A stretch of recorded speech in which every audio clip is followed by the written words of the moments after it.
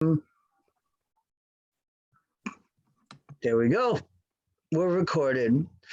So did we come up with any opening question for everyone today? No, I was about to ask you before you went on. What's your favorite thing about fall?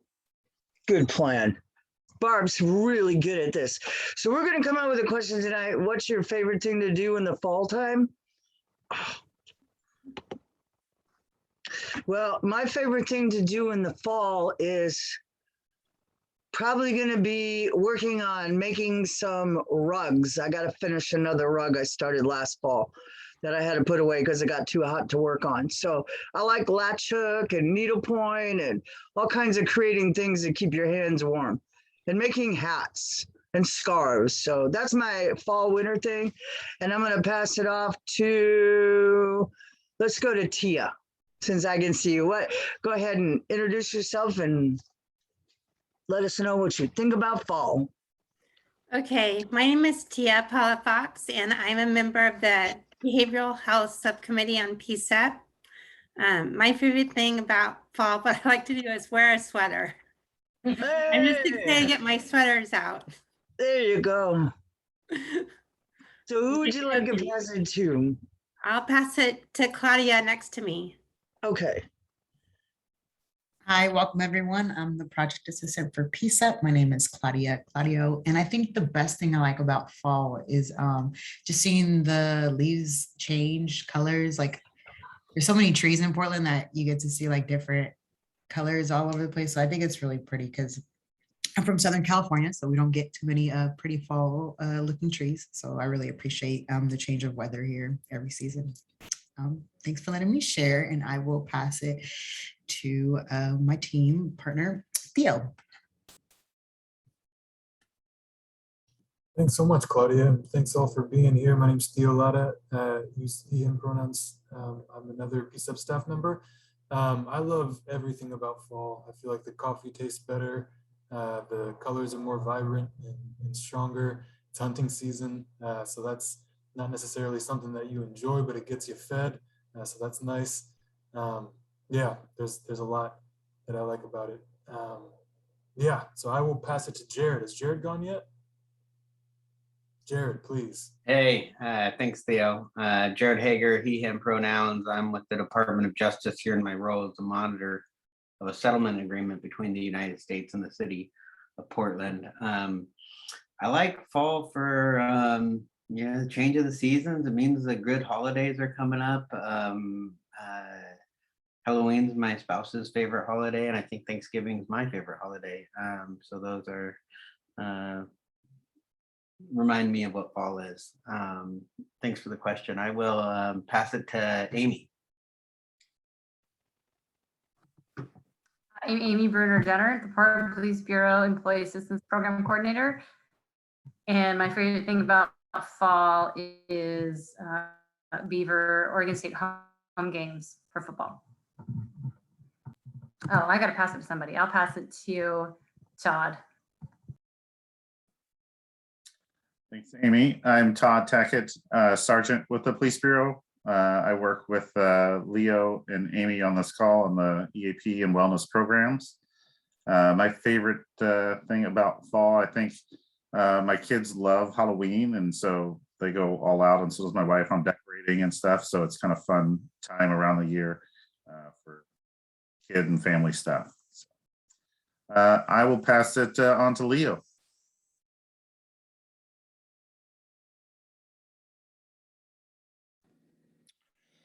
Thank you, Todd.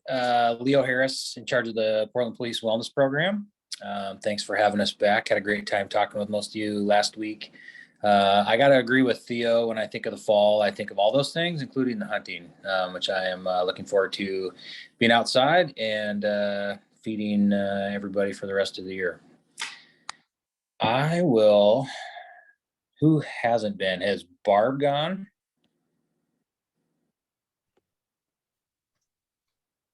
Barb has not gone, and Barb likes, hi, my name is Barb, she, her pronouns. Not a member of PCCEP, but a member of the subcommittee. And what I like in the fall is watching the colors change. And I know this is funky, but the biochemist that I am actually thinking about how that happens and that whole process. But I just like watching it too, when there's like a tree that's, you know, all different shades because it's had the sun for different amounts of time, yada, yada, yada. And has Byron gone? No. Can you hear me? Yep. Byron Vaughn, PCCEP member, also subcommittee of Behavioral Health Subcommittee. Favorite about the fall is I like the brisk mornings and I like the snuggle. That's it.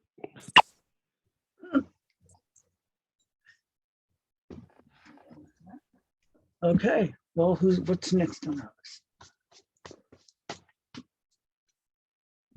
Has Chase gone? Sergeant Myro and I haven't gone. Make sure that everyone went. Oh, did everybody go? Did we hear from everybody that's here? I think so. I'll go and then I'll Steven, we pick, hear from then I'll you? pick on Sergeant Myro. Okay. Please. All right, there I am. Hi, I'm Steve Myro. I'm a sergeant in the Behavioral Health Unit at Portland Police. And for me, it is all about NBA basketball. I am excited to have the Blazers back on, although I learned last night that they moved from NBC Sports. I can tell none of y'all care, but I'm going to tell you because this is important to me. They moved it to Root Sports, and I don't have Root Sports on my television package, so I don't get to watch them. So I'm not too excited about that, but I'll figure it out. Go ahead, Chase. I think you're up. Did you go? No. And I'll just say, I like the days like we had this weekend where the sun's out, but it's still like 60 degrees and sunny, and the sun's warm, but the air's cold. I think that's my favorite part about fall.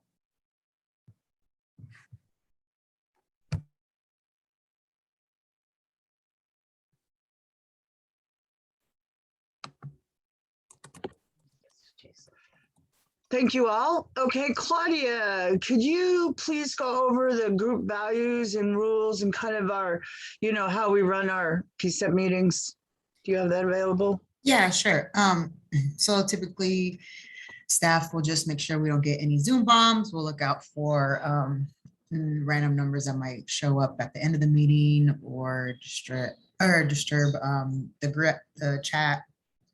And then I can also read the group values and I can share them too on the screen for everyone to get a visual. 1 moment. All right, so these are the group PCCEP values, and I'll just go ahead and read them out loud for everyone. Listen effectively and respectfully. Share airtime. Be present and open to new information / perspectives. Assume positive intent. Respect each other. Respect the group. Speak your own truth. Communicate directly, honestly, and respectfully. Ask questions to clarify. Call out bias and be okay with ambiguity. And those are the PCCEP values.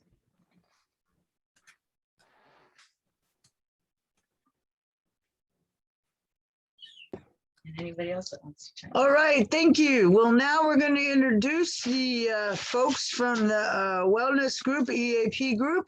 Amy, would you like to get us started? Yes, I'm going to share my screen. Can you allow me to share my screen?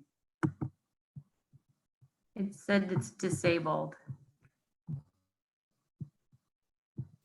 You should be able to share your screen now, Amy. Got it now. Thank you. Thank you.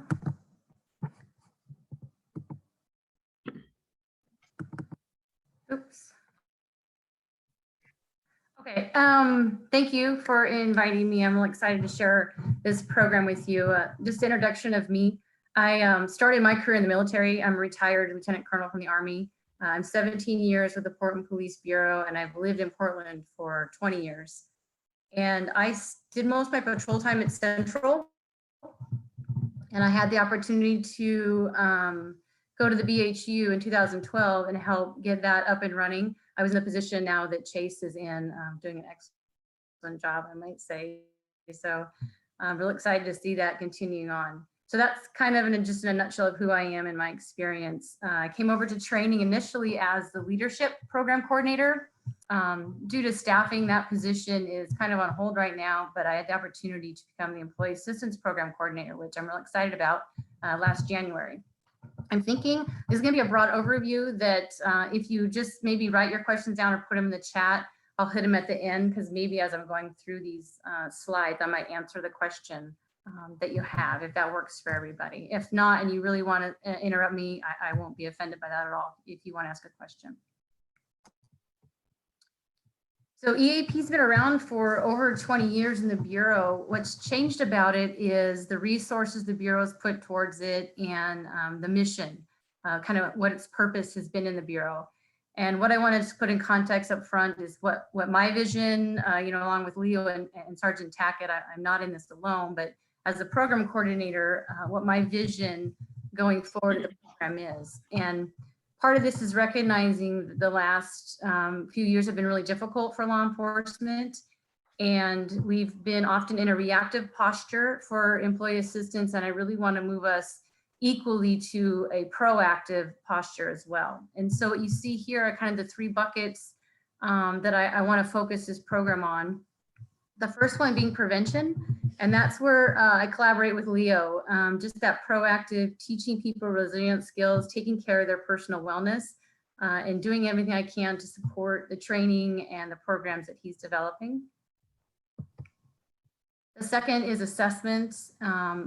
You'll see as I go through this, we have a lot of resources attached to this program, and it's getting them out there proactively assessing and into the members' hands before something happens, so they can build their own resilient skills and work through problems as they show up. And then the one where EAP has been focused a lot in the past is the reaction, is the intervention. And we'll still have those. We'll still be there to intervene if the crisis occurs and to help members. But I feel if we start pushing ourselves more to prevention assessment, we may get less members getting into a crisis mode. We have to do an intervention. And you'll kind of see what that looks like at the end with the program as a whole. So our office is really two people. It's myself, I'm a sworn full-time police officer, and I have one administrative assistant, Angie Nelson, who every day we come to work, our sole focus in the Bureau is employee assistance. We're housed in the training division. However, we're in a little separate office space. We have our own entrance. And so there is an element of more privacy where we're hosted. And also the nice thing about the training division is people come to the training division for a variety of reasons. So it's not like, oh, you're going there just to see EAP. They could be at training for something else and just swing by and say hello and talk to us. So I feel it's a good space for members to come and not feel like, everyone knows why they're here and why they're coming to see us. Also, being in training, we have a chain of command. Obviously, Sergeant Tackett's my boss, and we have a lieutenant and a captain, but it's really more of an administrative chain of command. I have direct access to the chief's office. So if I have a member in need, that personal problem of that member can be between me and whoever I need to go to. I don't have to, put that information up through a chain of command. So there is a privacy factor in that. We serve everybody in the Bureau, the Portland Police Bureau, that's sworn staff, non-sworn members, to include their family members. So if family members are in need, we also provide resources and outreach to them. So when I talked about a lot of resources being attached to this program, I have 91 volunteer members that kind of act as the eyes and ears and do my interactions out throughout the Bureau. So that's a lot of people, but it's great because we're able to cover almost all the different divisions. We have a wide variety of ranks, all the way from entry-level people up to commander level, and that goes both for the professional staff and for the sworn members. And when I kind of looked at the breakdown of who we have on peer support, we cover all the various minority groups. We cover veterans, we have tactical operators, we have women, So we do have a nice spread of people that if you're looking for someone that kind of understands you and your role in life and your culture, we have people that we can pair you up within our program, whatever works for the member. Our program is based on trust and confidentiality. We really want to reduce the stigma and barriers. In our profession, I think probably with many professions, the question is this going to affect my job? Is this going to prevent me from doing something I want to do at work? So there is a state law that protects the confidentiality of our interactions with EAP. It's specifically for public safety.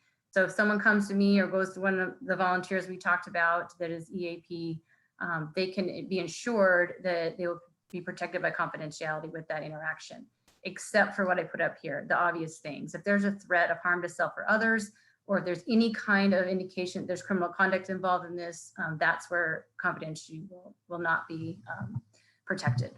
So I mentioned 91 volunteers. Here's kind of how they are broken out. EAP office on the left, that would be me and Angie. And again, we just kind of manage and coordinate and provide all these folks the training and resources they need to go out and do their job.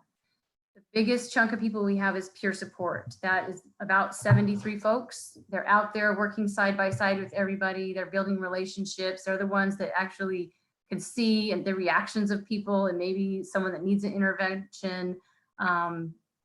Really the bulk of the program is the work they're doing out there. Traumatic Incident Committee is a group of folks that have been through an officer involved shooting or in custody death. What they do for us is when that happens, they will go out and we will pair them up with the member involved. Why that is important, because our job as EAP has nothing to do with the investigation and all those processes. It has to do with that person as a human being and the emotional reaction that can have on somebody and the stress that they have to process as they go through the investigation process. So we pair them up with someone that has a confidential relationship that they can just talk and normalize what that person might be going through because they were just involved in a serious incident. The police alcohol recovery team is a little bit self-explanatory. We do have members that have had their own issues with alcohol. They've gone through recovery processes and they are there to help others that there might be indicators that they have a problem. We will ask those people to go out and talk to them and they will help those people navigate whatever system they need to get the help if they have an alcohol issue. Chaplains. Chaplains are certified by the state to be public safety chaplains, and then they are sworn in. They are not paid, they're still volunteer, and they are non-denominational, and they really are out there for the emotional and moral support of our officers. Some people like more of a spiritual connection, they can provide that. And they also help our members interact with community members with things like death notifications. If there's those kind of just traumatic incidents to help navigate with community members, they can be a resource for our members as well. Their primary focus is internal, helping our members, but they will help external in the community as well. Pregnancy Peer Support is a new group that the members asked for, and it's doing really well. It just started last year. They realized that it's really difficult for women in the Bureau to navigate what happens when I get pregnant, what do I do at work, what does modified duty look like, how do I get time off? And this group really put that together into one package. They're there to help each other, and then worked really, really hard on our directives and made a lot of positive changes to our directives that are really now supportive to women that want to have children while working for the Police Bureau. And just, it seems simple, but little things like making sure there's lactation rooms in all the precincts so a woman on shift can go in and take care of that if she needs to. I'm really proud of the work they did. They're brand new, and within a year, they've done volumes for people in the Bureau. Family support, as one of our providers tells us that is our training, that there is nothing that happens to us at work that we don't bring home to our families. So we have a group of family members that are peer support, they're trained peer support, that if I know or somebody hears something bad happened at work and affected a member, they can reach out to that family and provide the support to the family as well if they need that. We also have several past EAP coordinators that are now retired, still in the area, and they have agreed to help facilitate a retiree peer support. You know, our support to our members don't end when they retire, so we want to continue that. We've had some issues come up, and we're able to call them, and they have a network of retirees that they'll reach out and help our members after they leave the Bureau. And then our office kind of provides the liaison to mental health providers. And I'll talk a little more about mental health providers, but if there's issues, if there's things that need to be done with coordination with mental health providers, that falls back on our office to do that coordination. So how do we select our team members? It's a referral process. Basically, they self-refer, or maybe a supervisor refers, or another peer support team member. We want people that naturally gravitate to this kind of work to be on the team for the right reasons. So that's why we go through a referral process. And really, we're focused on their communication skills and their interaction with members. Do members trust them? You know, can they keep that confidentiality aspect of the program, since it's so important? Those that are interested, they go through a referral process. We have them fill out a questionnaire, and it's reviewed by us over in the EAP program. We also ask some other EAP team members to review the questionnaire, and we ask a recommendation of their supervisor. And then from there, we select them to be on the team. There really isn't, you know, it's not a strict selection process. It's more of like a numbers wise, I can only take so many members. It's more about, are you a good fit for this program to do this outreach internally? So once they're selected, everybody has to go through what's called CISM training. You'll see it's the critical incident stress management. I mentioned earlier that our confidentiality is protected by state law. Within that law, though, it says you have to be trained in peer counseling. And this is the course that gives us that training. And next slide, I believe, lists kind of what the course covers. So once you're in the program, everybody goes through this basic CISM course. And then we provide quarterly training to our members. Again, 91 people coming to training every quarter with staffing isn't possible. So we ask that they hit training a minimum of 8 hours each year. And so we'll provide consistent training. They can choose which training best suits their needs, but we want them to get a minimum of 8 hours every year to stay in the program.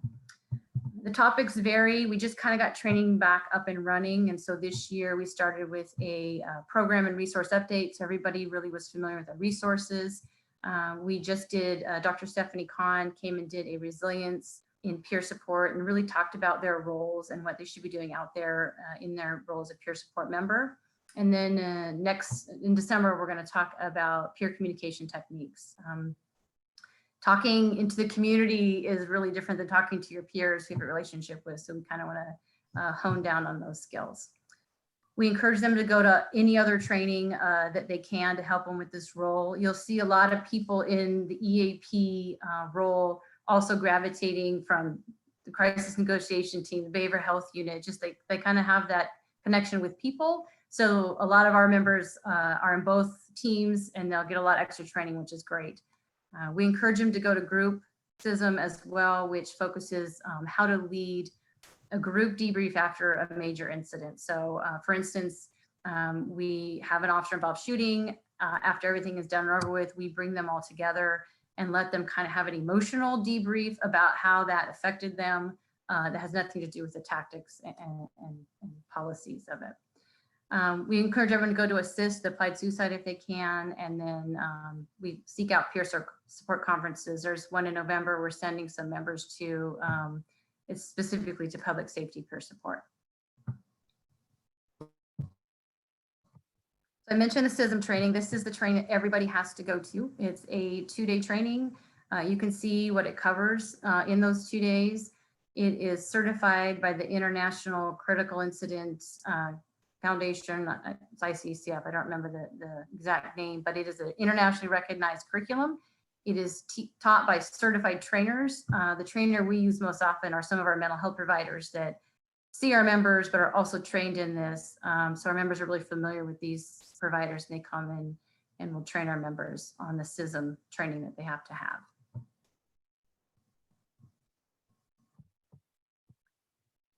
So that was your EAP team member training. Everybody in the Bureau gets training though related to the Employee Assistance Program. It starts at hiring. I get to see them the first day that they come in, get them for about an hour just to say who we are, why we're here, and the resources available to them from the first day they come in. They then go to the State Academy, and at the State Academy, they start receiving training in emotional intelligence and stress and resilience. They then come to us for Advanced Academy. We continue the stress and resiliency training. They get to see me again, and I talk more about the resources available to them. And last Academy, we introduced a class by Dr. Stephanie Kahn called Police Identity Disorder. And it's that work-life balance. Like, don't let this career overtake you, and define who you are and maintain those outside connections that you have, in your normal life, quote unquote. Annual in-service will also do EAP training as topics come up. In the height of 2020, there was stress and resilience training that was reminded to everybody just because that was a very difficult time for people. Roll call videos, if we see a topic that's kind of popping up, and you'll see how we can determine that. We can have the ability to do online training. All of our new supervisors also go through stress and resilience training, but really focusing on how do you recognize it in your subordinates and what do you do about it? How do you have those conversations and get them to resources? And then I'm sure Leo talked a lot about wellness restoration. I was a piece of that, talking about EAP resources and work-life balance. And so I'll continue to be a part of that project as well. So looking at EAP support in general in the Bureau, we kind of have two different missions on how we get out there. And first is just informal. It's just those 91 people out there talking to people, getting to know people, building relationships. Like I said earlier, they're the ones that are going to notice something's different. They're going to see them on that call that was really difficult and that their emotional reaction was different and it might be struggling. They're going to see that they're showing up to work late or maybe smelling alcohol if that's the issue. They're noticing that and they're getting the resources in as soon as they can to help that person. So that's a really important one. I think relationships are everything in this program. It's much easier to talk to a peer that you know than get a cold call from me necessarily out of the blue and ask what's going on. We do have deliberate outreach though as well. I mentioned the officer involved shootings. If there is an incident like that, we are on call 24/7. We show up and we have people and we pair them up to all involved and witness officers. So they have that emotional support, that confidential outlet with them immediately on scene to help them through as long as it takes. We have a lot of members that are off for extended time. So we also maintain those connections. One of the most difficult things for members can be that isolation if they're not at work every day. They might be out due to medical, or a lot of people get put on admin leave when they're pending certain investigations. And we just want to maintain that connection with people and so they don't fall into that isolation that can occur. We'll get referrals from all sorts of people. If I get a referral, there'll be very deliberate follow-up because that's raised somebody's red flag that somebody's having trouble. And so we want to make sure we follow up on that. And then if we know something bad's coming, here I talk about resignations or terminations. If we can anticipate something negative is going to happen to this person, we want to be there deliberately to help them and be there to support them. So we have what we call an activity tracker. It's an app on a phone and it's very generic, but all we really are looking for is what's going on out there. What are our team members helping people with the most? And how much time are they spending on it? And that's really how then we can develop, what are we going to train on? Where do we need to put our resources? Where should I invest my time getting more resources for the Bureau? And right now, pulling the stats from that tracker, these are the top issues that our members are facing right now. No surprise, traumatic incidents. I was reading something about if general population is usually experiences 1 to 4 traumatic incidents in their life. When we have a statistics section in the Bureau, and one of them tracks traumatic incidents, and officers working the street is about 4 a month. And that's probably being conservative as well. And so the rate of traumatic incidents that they're exposed to over and over is very high. And with that, the types of calls coming in, think of a normal police officer's day. If you go to a really high call, like the very exciting and your adrenaline's up and it's dangerous, And then maybe you can go to a stolen vehicle and kind of let your mind relax a little bit. And then maybe you go to another big call. What's happening now, it's big call, big call, big call, big call. They're not getting that moment to just kind of like decompress after the really ones. Their adrenaline and hypervigilance staying very high. So it doesn't surprise me that this is the #1 thing EAP outreach is doing. The other one I'll mention, I talked about families already, but is the investigations. It's not the fact that members are being investigated, it's the length of time the investigation takes and the unknown. So we have people that have been out 5 months, some people up to a year.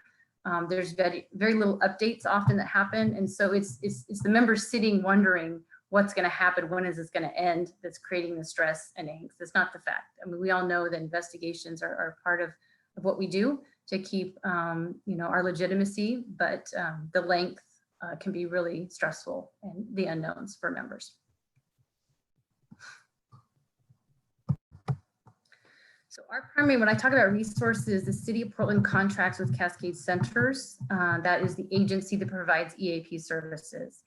And here is a list of kind of what the big items that are available to members. The 13 free counseling sessions are for all members and all their family members. So I could go 13 times, my husband could go 13 times, my child could go 13 times. It's individuals. So they can use Cascade Centers or they can use their personal insurance and go see somebody. So there's a lot of availability for mental health providers and counseling for our members and for their families. I want to mention the resource locator services because the question I often get is about cultural competency and what Cascade can do. If I call up and say, I am a woman, I am a veteran, I want somebody like me, or I want somebody that understands me as a provider, they will do that research and provide me a list of options that meets my needs. So I don't have a master list of all providers out there because there's so many different insurance companies that members use, but this I can direct them to. If they're looking for something very specific, I can direct them to Cascade's resource locator and they can find a match that meets their needs.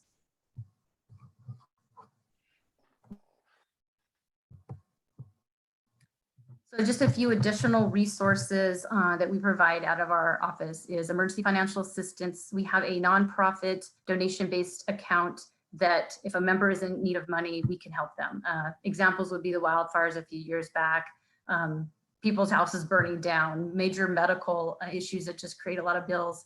And even you think about mental health provider appointments, if cost is prohibiting them from getting the help they need, we have the ability to provide that assistance to them. And it's a gift. We don't expect them to pay it back.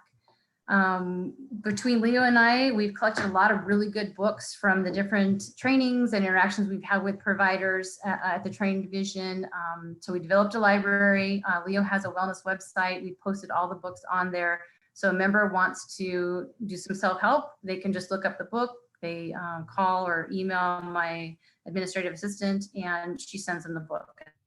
And I send it back when they're done. So we're really trying to give them accessibility to a lot of self-help. So if someone does have that barrier, if they don't want to ask, we want to give them as many resources they can grab on their own. We have our internal intranet. They just click on a website and they can get a hold of all the EAP resources that they need. And this year we also introduced a phone app. So all work phones, they just click on an app. All of our peer support members, all of our mental health providers that we recommend, any resources, they can just click on that app on their own and access these. And I don't get involved unless they want me to. So if someone calls Cascade and they access their resources, that's between them and Cascade. It's strictly confidential. The only time I get involved is the member asks, I need help navigating this, or can you help me with that? There's a lot of people that just don't want that third party in there, and that's perfectly fine. We want to make it as easy as possible for them to access those resources if they don't want to get anyone else involved. So briefly about mental health providers, I mentioned people go and see whoever they want whenever they want. I am not like the one conduit. In fact, I don't know half the time, but I'm here if they need me to help them navigate it. Because one of the biggest stressors can be, I don't even know where to start. I don't even know who to call. So we maintain a list of what we call preferred mental health providers. It's basically focused on work-related issues. It's a list of people that are providers that have said, I want to work with law enforcement. We then send them a questionnaire, some basic questions that we know our members would be interested in. An example would be, you know, how do you do with really maybe grotesque traumatic incidents? Because some of the stories that our folks, you know, would be telling to work through. We need to make sure the provider is okay with that. A lot of our members are looked to EMDR as a treatment option. So we want to know those that are, so we can refer them to those type of providers. So just a bunch of questions that would help us navigate with the needs of the member. And then as an EAP office, we've been meeting with them one-on-one, just maybe a 15-minute Zoom meeting, a couple I've met in person, and then we put them on our list. So if a member calls me, I can say, yes, I know Dr. Stephanie Kahn. I know she provides these services. I think she'd be a good fit for you. Or give them 2 or 3 names that we're confident would help them out. So again, they can see anybody they want. This isn't an inclusive list, but if they need help and assistance finding someone, we have that list available to them to give them some suggestions. So this is what I talked about in the beginning. When you look at our program and have heard kind of the resources we have behind it, here's how we want to employ our resources. We want everyone, when they're coping, to be continually training and reinforcing. Let's just get out there, make sure you know where the resources are. You're working through the wellness program. So when you get to that moment where you're struggling to cope, we can interject just with that prevention. Hey, you know, remember the breathing we talked about and the mindfulness? Have you tried that? And get our EAP team members out there, helping them through that little moment. So examples would be a really difficult call. And you see a reaction in someone, have our team members acknowledge that, remind them of the prevention skills they already have to build their resilience and get them back down into coping. Of course, we're going to have situations where people aren't coping well. That's when we want to be out there doing a proactive intervention and getting the help and resources we can before it gets any worse. And then ultimately that we're trying not to get is to crisis where we're doing a reactive intervention. So really keeping our members engaged, members being our EAP team members in the coping and struggling to cope, and really working those populations so we limit the amount of people that get up to that unable to cope in crisis situation.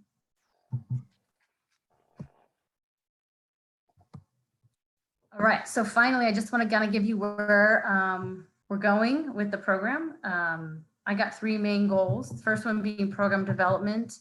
We just did a training needs assessment for all our people. They're the ones out there that know more than me and what they need to be successful. So I'm waiting for the results to come back from that, so I know where to focus my training in 2022. Increasing prevention efforts, talked a little about this. One thing we're doing is just going out and having coffee with people. We went to our property evidence division and just brought them donuts and coffee and sat and talked to people. We did it with records division. So just getting ourselves out there so they know who we are. Of course, we always leave behind resource pamphlets so they know what their resources are, but it's easier to call me and ask for help if you at least have seen my face and talked to me once before. So we're trying to get out there more. We're doing a crisis planning video. We've had some members pass unexpectedly medical issues, and response from the family is there was little preparation as far as wills and advanced directives. And we just want to remind people about the importance of that stuff if they choose to do it. This week, I'll be doing vicarious trauma training for our Honor Guard. Honor Guard is the folks that do all the funerals, line of duty deaths.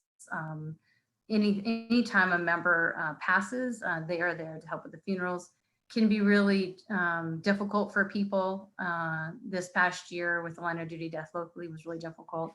So we're going to do some vicarious trauma training for them and hope to get this into also other things like our traffic guys who see a lot of really bad accidents. So something I want to push into 2022. We're expecting a really big retirement in July of 2022. So we want to do some training in transition. What does that look like for people, bring in some retirees and just set up some expectations, because once your purpose is gone, sometimes that can be difficult for people emotionally. And so we want to do some training to help with that. And then finally, expand available resources, just getting out there, getting more mental health providers available to our members and reducing the barriers people feel there are to getting the resources. All All right, I hope I didn't speak too fast, but I wanted to be respectful and I wanted to give plenty of time for questions because I know that's really where the learning happens. So I will stop sharing my screen unless we need to go back to a slide, and I'm happy to answer all of your questions about the program.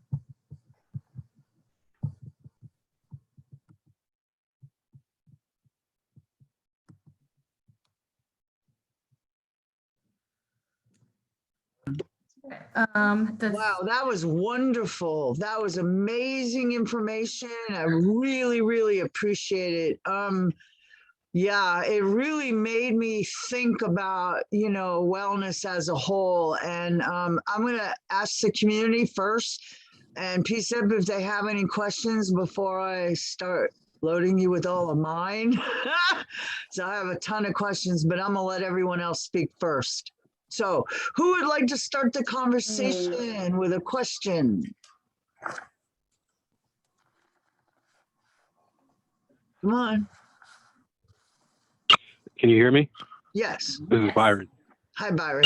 I had a question. How long with each person that is doing these positions do you see them doing over a 4-year period, 8-year period, and then switching out? Because, you know, when you build a cohesiveness with somebody, and then that person leaves, that person kind of feels kind of left out because, you know, the person they trust, now they got to deal with somebody new. So is there any plan on how you deal with that? Turnover. My position in general, the guy before me, Mike was there for several years. But when you look at the peer support, the 91 volunteers I was talking about, most of those folks stay throughout their career in the program. I have had people step back and come back in. Honestly, you going through your own stuff, you want to take care of yourself first. But the majority of the folks that come into the program want to stay until they retire, even if they have to take a little break now and then.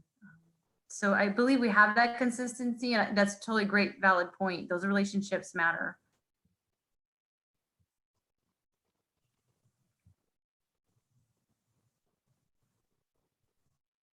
Okay, well, if there's no other takers, I'd like to ask my first question, and that is, given the current situation at hand with a lot of officers going through a lot this last year, and we heard from a lot of wonderful people earlier this summer about life as an officer in Portland. And so I'm kind of wondering, what is your ratio of folks that participate given the total number of people that are employed as police? What would you say the ratio of folks using the programs would be? That's a great question. And I'm going to have to answer anecdotally. What I noticed, this is kind of a weird thing to say, but the benefit of what our organization went through the last few years is a reduction in stigma of just talking about it. And yeah, I went to see my mental health provider, or yeah, I've been experiencing some PTSD that I would never see before in this organization. So just the fact that people are willing to talk about it out loud more and not in private is an indicator to me that more people are using the program. Again, a lot of the usage I don't ever know about. I could have Chase or Todd as a peer support working with people, and they don't ever tell me because that's their personal interaction. And I would never know even happened, which is great because that member's getting what they want. The confidentiality is kept.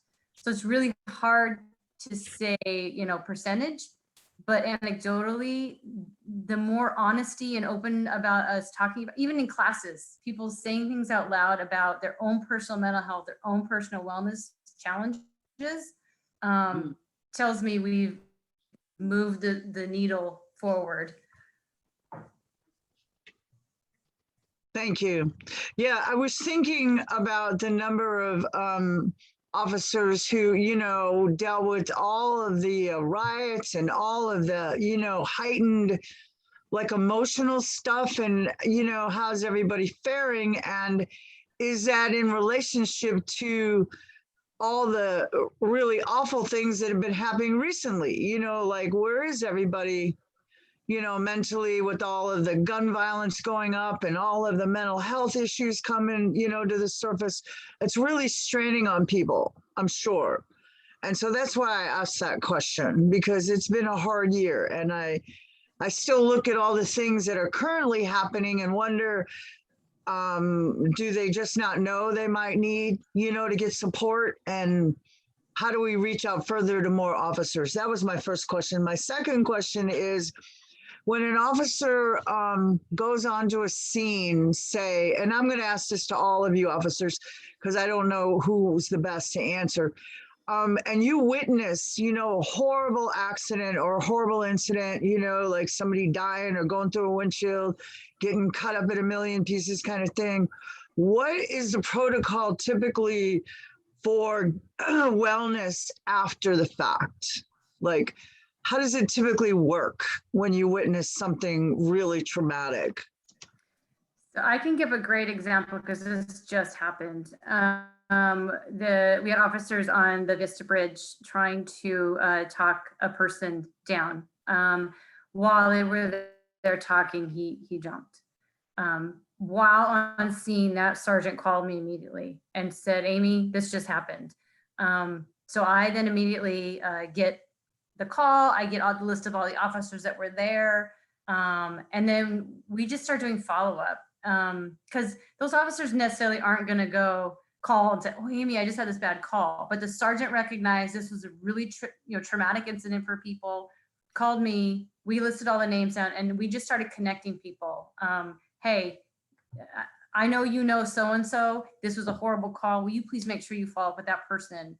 So that's what's happening now. We don't catch all of them, we try to, but I think the supervisors on scene are being way more proactive in recognizing this was a big one, and we need to make sure there's follow-up with all these people that were on this scene.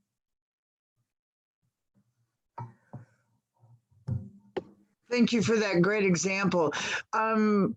Chase, I'm going to push this out to you. Is like,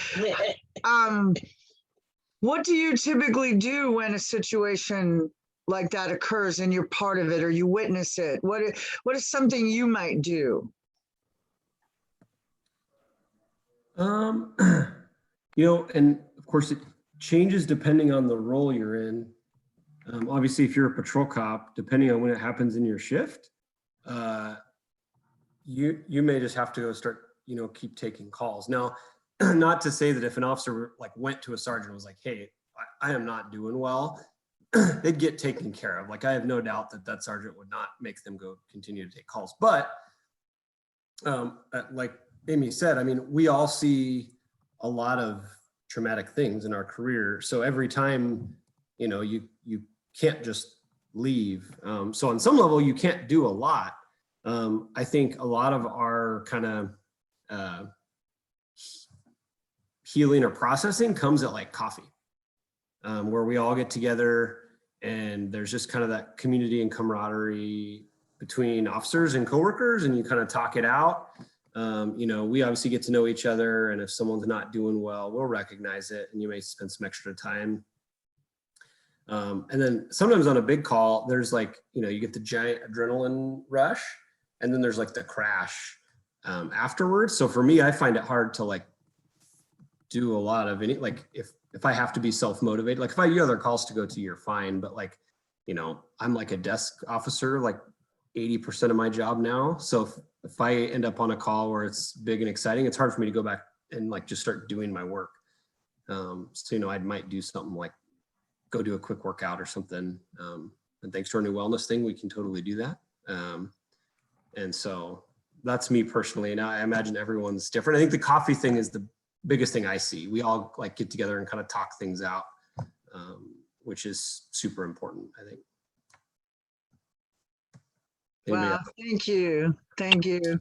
Yeah, I was going to say something about the donuts, but I think I'll leave that one alone for now. We all need something, right, to kick that adrenaline going, huh? Okay. I refuse to eat donuts on duty, but only because, not because I don't like them, only because of the stereotype. Oh, that's what Barb said, stereotype, cop and donuts. So it's just when you're in uniform, Chase? Yeah, I'll eat a donut, not in uniform. I have a question that dovetails with this.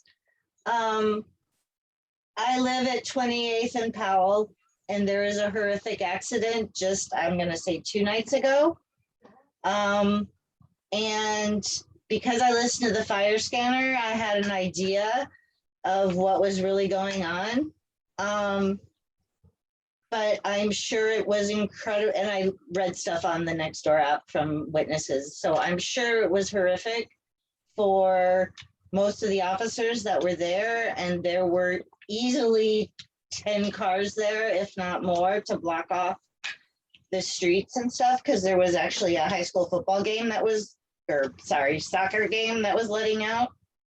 So I'm just wondering if you can like use that as an example and say what's happened with those officers, or you know, in those kinds of cases. Does that make sense?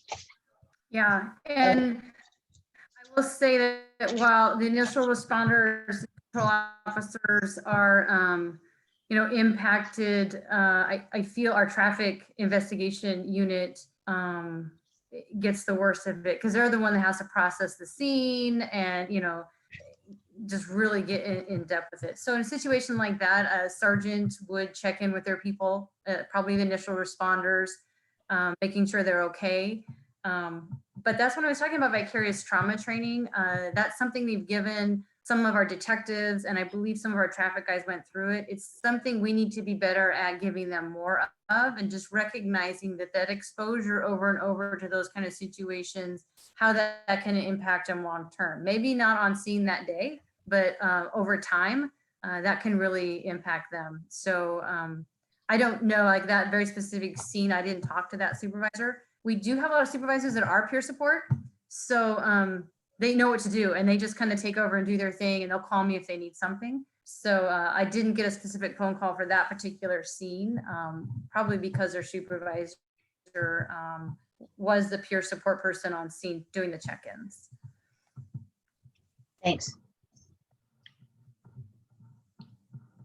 Anybody else have any more questions? Or want to comment or make your thoughts known about how your life and you experienced this program? Todd, I'm going to call on you. Thank you. I just want to say too, like I think last month when Leo shared his program, you know, we attack or, you know, try to fight the challenges and the trauma that everyone goes through on multiple fronts. And wellness is also one of those. And so Chase touched on it. You know, every member has some time afforded to them, some more than others, to where they are allowed to do something while on duty, whether that's exercise or meditation, seeking out a counselor visit, to try to help with all the trauma and the stress that everyone goes through. Amy does a good job too, and highlighted some of it there, but everyone has a baseline of education that all officers get as far as the effects of trauma and what that can do. So we try to also make sure that at least, you know, everyone, like I said, has an understanding from an education point. Those peer support members that she talked about have even more training to be able to look at signs and symptoms of traumatic events and signs and symptoms, PTSD, things like that, that could surface. And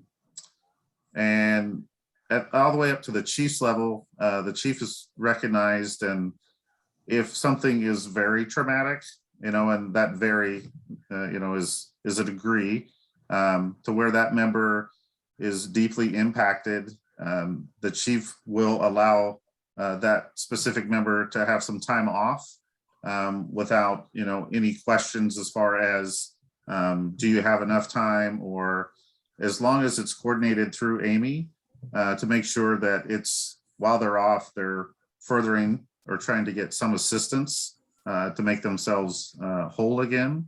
The commanders help with that too at their level. If incidents like the traffic crash, which I don't know any specifics of, but if it's a fatal crash or there's particularly traumatic things involved in that, there are things that the precinct level can do to also support the officers, to give them some more time to process and get through there. So those are just a few more things that that these guys do to try to help the members at large there. I think Tia put in a great question. Does anyone check on the chief? You know, it's funny, whenever I see the chief, because I worked for him before, so I'm very familiar with him and many in the chief's office. I just try to have a regular conversation with him because I imagine everyone's always asking for something or about something. So anytime I personally see him, it's, how are you? How's your wife? How's your, you know, just checking on his well-being.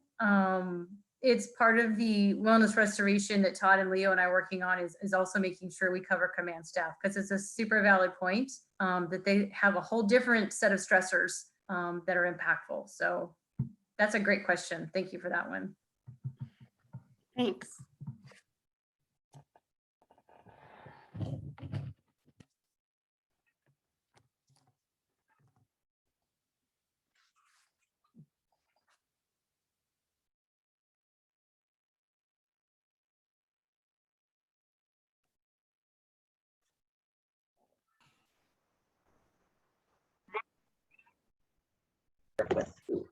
Does that make sense?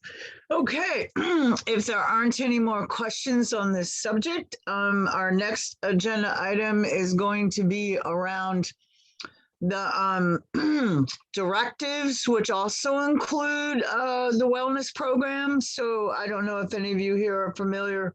Mary Claire's there.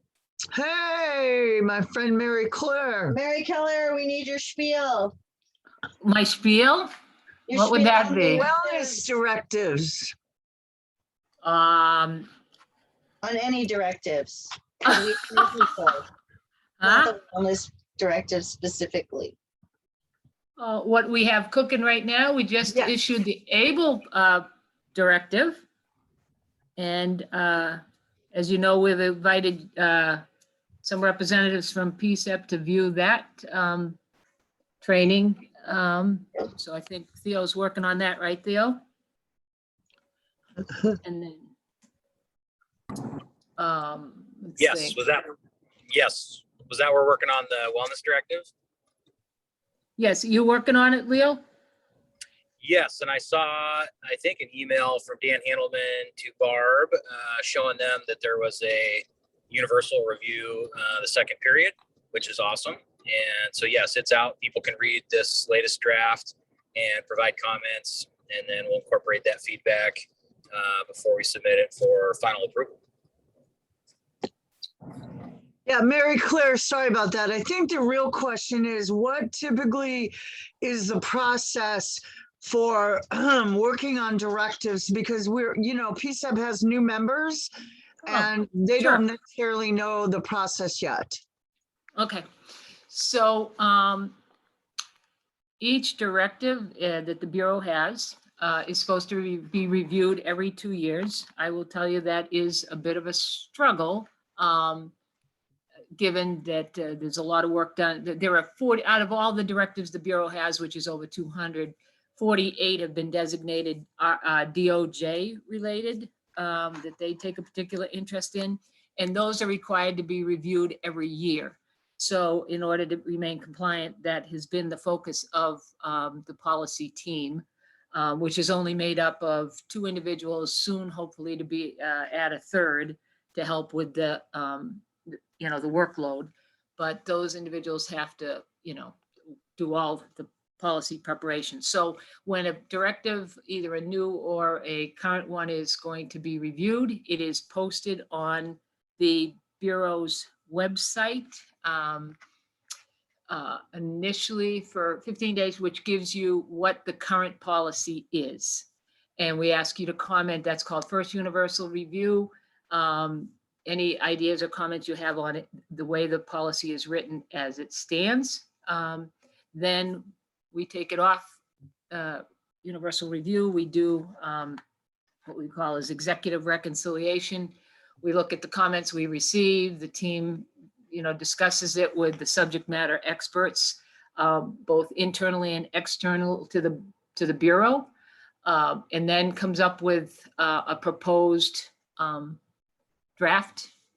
And that goes back out onto the website for what we call second universal review. And that is a 30-day period. And at that point, you have an idea of what, we're thinking of enacting. And then you have an additional 30 days to comment on any changes that have been made between the first posting and the second. And then once that 30 days is over, it comes back down. We look at the comments that we've received with DOJ ones. They're also involved in approving, reviewing and approving our directives.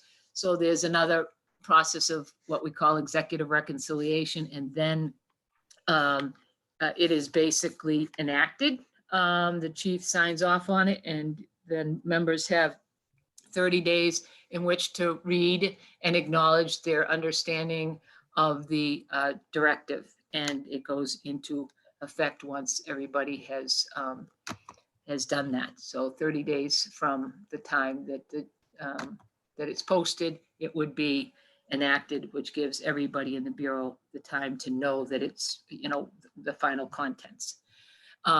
There is, for the new members, there is on the website a place where you can sign up to get notice of any policy or directives that are posted to our website. They are usually posted on the 1st and the 15th of the month. And, we initially tried to keep, a schedule, but, things, it just never end up, being able to stick to a schedule because certain things come up that need immediate attention that takes the team away from it or what have you. So I can't say that, it always sticks to it, but you will be notified when it goes up, so you don't have to go searching if you sign up for that automatic notification through our website. Then you would see the first review, and then you'd get notice of the second review and whatever. So we encourage all of our council members to read them and to give us comments. We take our community comments very seriously. And then you will see at the end, after the, after we've finalized and enacted it, a summary of that new directive or revised directive will be posted along with all the comments that we've received and a general idea of, why things were either, why your feedback or comments were either accepted or not accepted at this point. I will also tell you that at any time you have a particular interest in a directive, you may comment to our policy team at any time. It doesn't even have to be up for review. If something comes up that, causes you some, say the mental health one, you wanted something changed and it wasn't time for it's, in the natural course, it wasn't time. We will take comments at any time, and we keep those in the folder related to that directive. And when it does come up for review, we have those, so you can certainly give comments ahead of them being posted on the website if you so desire. Or, there are times even if, there's compelling reasons that we could take things out of order. If, as I said, that, sometimes we have to adjust policies because either laws changes or some other issue comes up, then, we would immediately post that even though we hadn't, necessarily planned on that particular one being heard at that time. So like I said, we certainly welcome any comments from the community about them, any questions that you have. We're more than happy to answer them as well. So any questions about that process for folks? Okay, anything else, Amy, you want on that? Oh, there's Tia, sure. Do all of the directives come from the mayor and the Department of Justice, or where else do they come from? No, they don't come from the mayor or the Department of Justice. The Bureau has always had a manual of, and these guys can speak to it better than I, obviously, because that's basically their working Bible. The directives tell officers, how they're supposed to, comport themselves with regards to all sorts of issues. And, but when the settlement agreement was signed, DOJ made note of certain ones that they found based on the terms of the settlement agreement, which ones they thought were related to the settlement agreement and which they wanted to have some say in approving them or, going over them. So with the ones on that list, we, consult with them. We go, send our red lines back and forth to the DOJ, and ultimately before we post that, we have to, get the DOJ's approval on those particular policies. The mayor, can certainly, it certainly made decisions that affect our policies, and we have to change our policies at times if based on some of his actions, such as no tear gas anymore or whatever. We have to make some changes to that policy, but these are policies that are written written by staff of the Bureau and are approved ultimately or enacted by the chief. Okay, thank you. You bet. Hey, Mary Claire, I was just going over this posting that Claudia put on, and I noticed the last two categories are missing from the draft: the drug and alcohol policy and the injury and disability policy. Where did they go? I'm sorry, Amy, missing from which draft? From the one that Claudia just posted about the wellness directives. It's listed, it's line listed as supposed to be there, but it's not anywhere in the material. Because I clicked, it's Directive 0316.00, drug, alcohol, and tobacco-free workplace. And then Directive 0410.00, injuries, occupational illness, and disability, LOS. Those are not included in these documents. It ends, I don't even think active bystander is in here either. Active bystander came off universal review and actually, well, no, I take that back because of the time limits on the, we will send you that directive, but the training was set to commence this week, and we were in basically a time crunch. So that didn't have the 30 days normally between the time the chief signs and they have the time to read it. So it took immediate effect. The ABLE one did. It was enacted upon signature. Members are still required to read and sign it, but the chief does have the authority to enact a directive prior to that 30 days elapsing. So, Okay. but I'm not quite sure what's missing, so I can look into that, Amy. Well, the actual the directive of drug and alcohol and tobacco-free workplace is the one I'm interested in. Okay. Because there isn't even anywhere to comment on what it is. It's not listed anywhere. Nobody can make comments if it's not in print, in other words. Claudia, can you tell me what you posted to them? I'm sorry, I was in another meeting, and so I'm sure. Yeah, it's a red line version of what we're talking about. Amy, can I cut in? This is Leo. Yes, please. Please. Are you Leo. just are you just looking at the the wellness draft? Yes. Okay. That other stuff is not stuff that you would be able to click on. Every directive just has a reference to other directives that might impact this one. And sometimes they do mention each other. because they have some overlap, like the EAP and the wellness. And all of those directives will have some overlap in some way with the wellness directive. But this wellness directive is new, and the directive itself is the only thing that's being reviewed and revised. So you might be able to find those somewhere else on the website. Okay. But they're not something you'd be able to click on and just open through the wellness draft. Oh, Thanks, that Leo. makes So much you're, more okay, sense. okay, Amy, you're looking at the top of the directive where it cites other ones that are referenced? Yes. Yeah, okay, yes, thank you, Leo. I didn't know what she was looking at because I haven't seen what she's given. But Okay, yeah, so for it's every single directive, topic only. Okay. Yeah.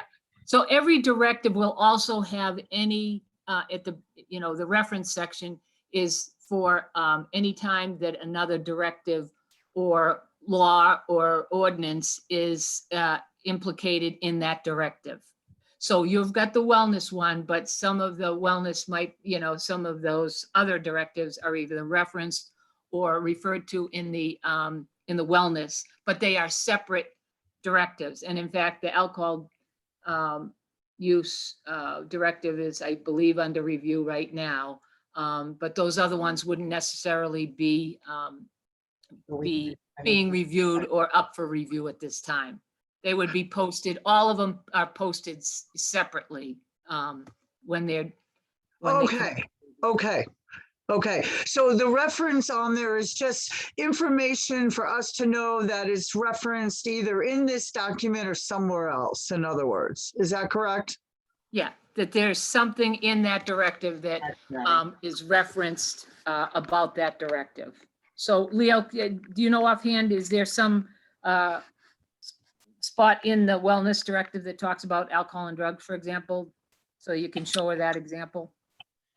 I don't think there is. I think most of those topics, yes, or they will be in the future.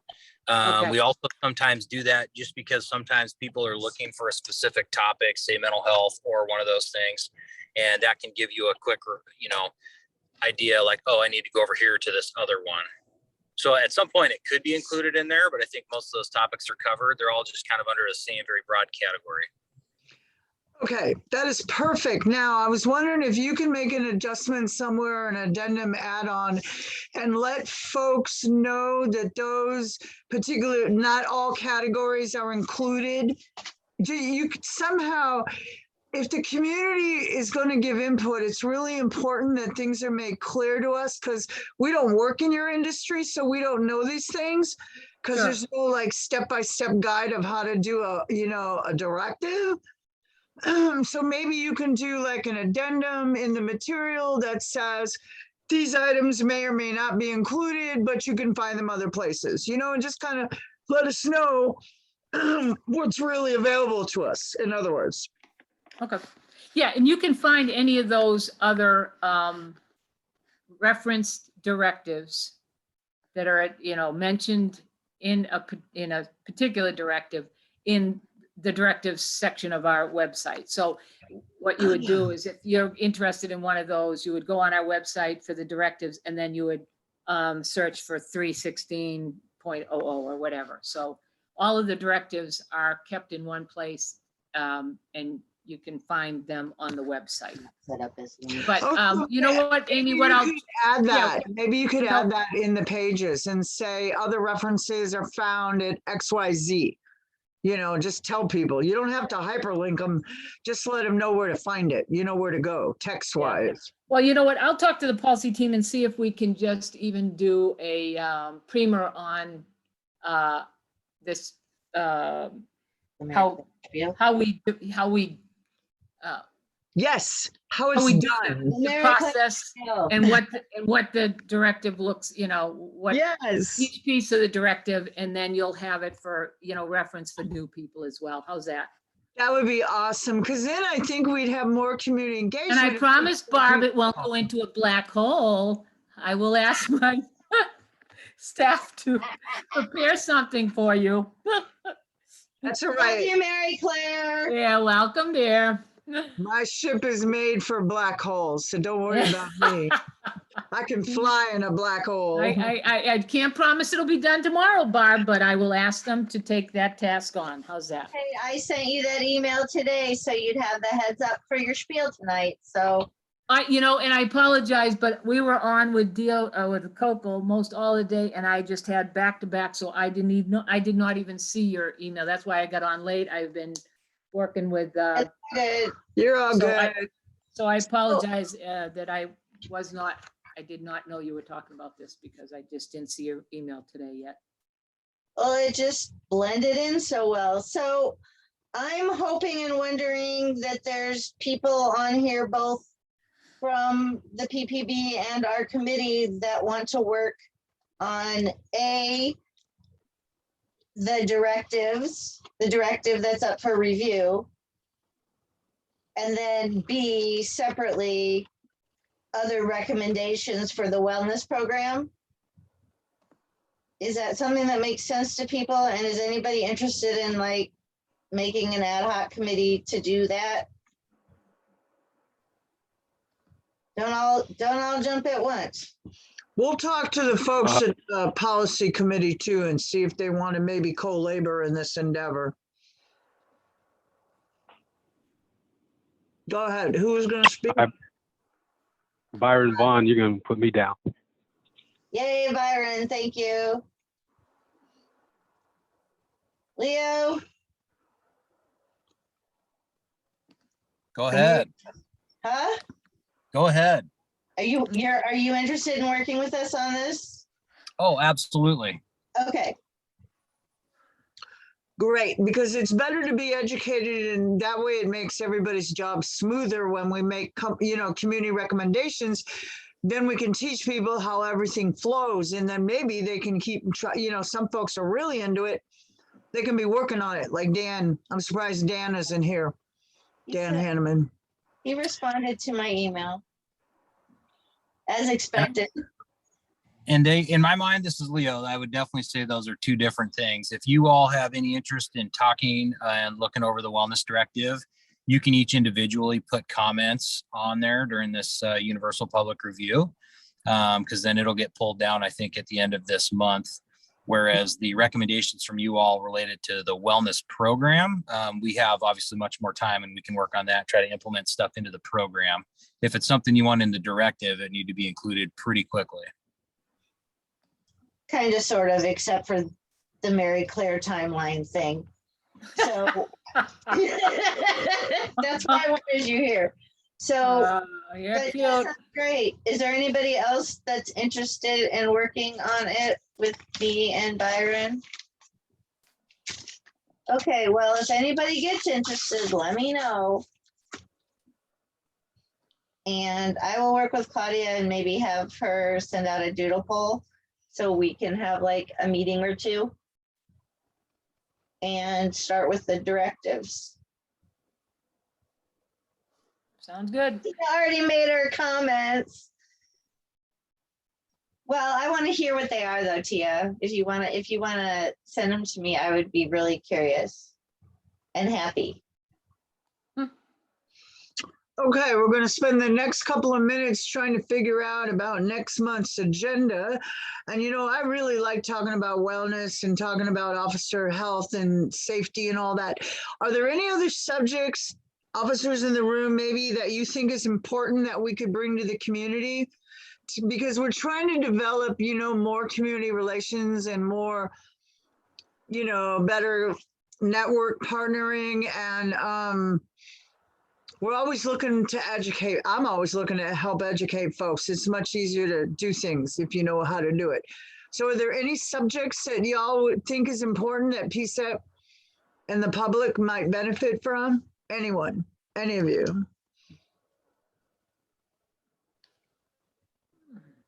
Barb always has ideas. I'm wondering if, because we have new members, we want to ask Sean Campbell to come back and talk about what the Training Advisory Committee is up to, assuming he's still chairing that, checking in with Jared or Mary Claire or somebody. Yeah, he's still there. I know he got a new job as ESD King. But Oh, I didn't know. Yeah, no, I think he's still on the committee as of now. Okay. Is that something that would interest people?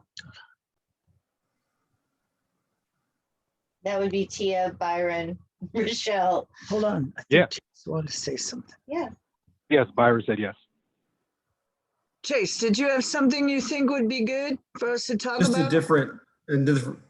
just another idea, of course. Yeah, please. Every month has a first Tuesday, so we have lots of options. But I was just having a conversation with Tremaine Clayton, which I don't know if you all have I met. was gonna bring that up. The firefighter, well, one of the firefighters currently for Portland Street Response, and asked him if he had been to this meeting. It sounds like he's been to PCCEP, the wider PCCEP, but I don't know if he's been to this group. Is that correct? That's correct.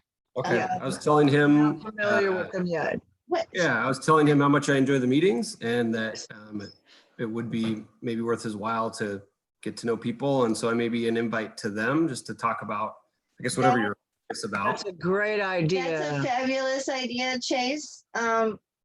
Today was the work session at the Mhm. city council that's on their YouTube channel that has the data from the 6-month mark from the pilot.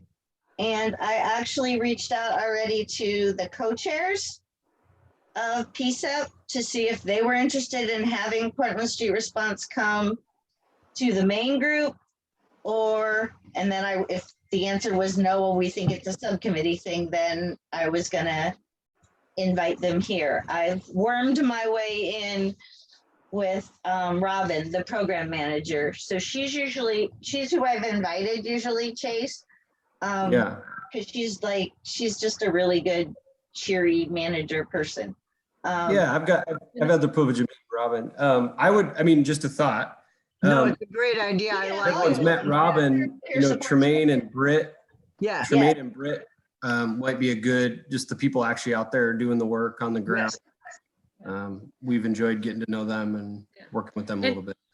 And Amy, it might be, or Barb, it might be good to bring them to this subcommittee anyway, for an ongoing basis, because they are Yes. really going to, as the BHU team is well represented, I would say that, given that we're, expanding, the mental health, service in Portland, or mental health response service, that they probably should, start I'm happy to extend that invitation. participating in this committee on a regular basis. I'd love to have a representative come to the table every month. I think it would be incredibly important because with all the things going on in the community, I don't know if you officers know, but I work on a very exclusive fact team in this community, and my clients are definitely at the top of the list of needing care and a lot of gentle handling. And so the more I get to know people, the better off it is for all of us.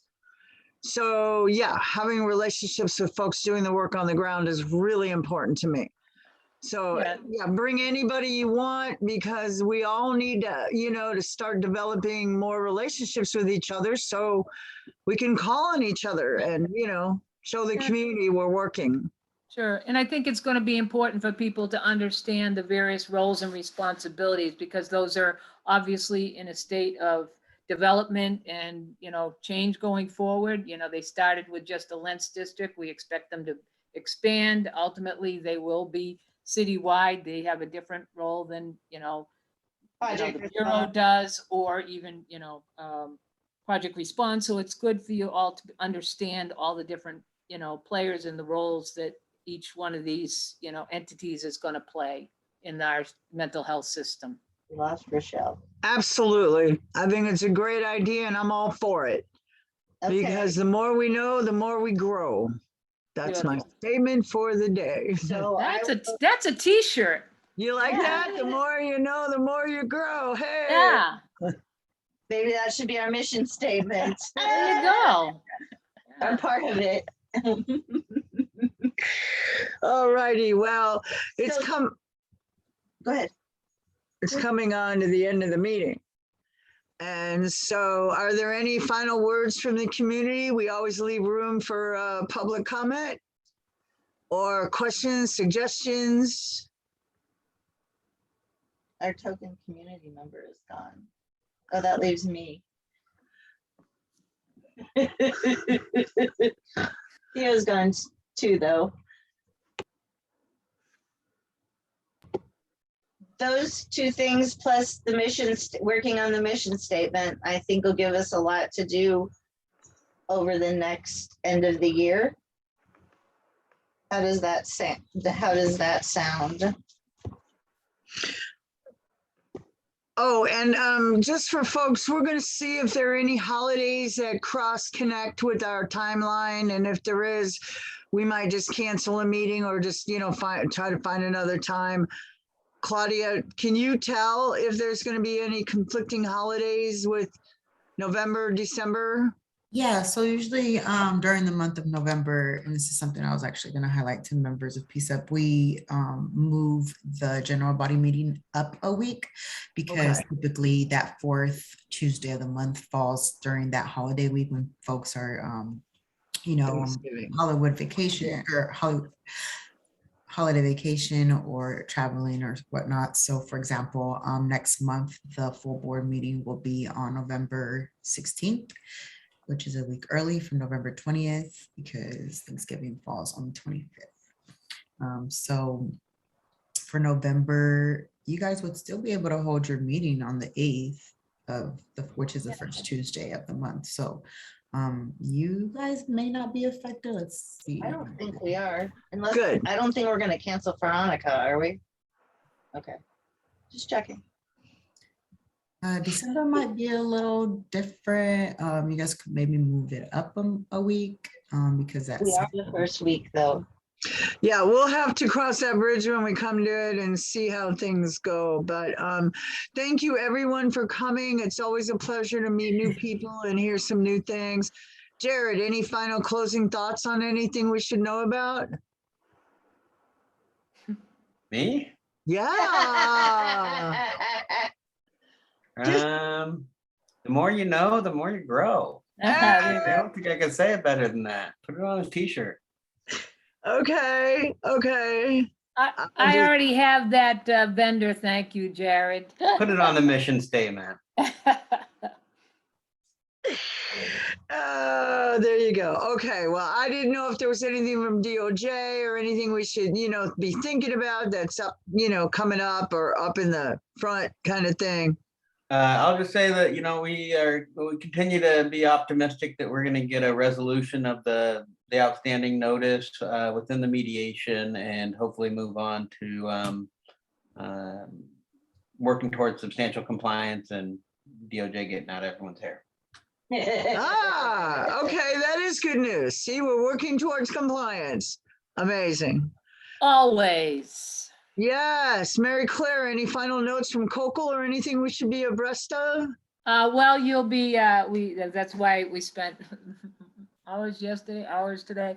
We have the draft, their second quarter report will come out early next week for public view and comment. You'll have, I believe, a month till maybe the 11th of November or something.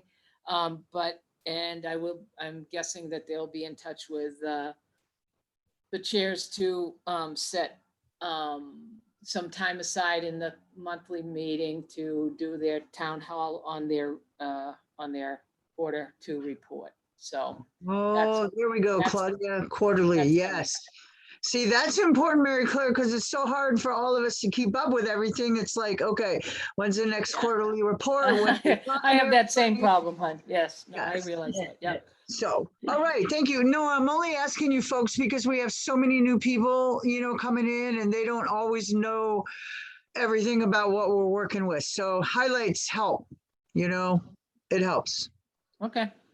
Glad to help you stay apprised.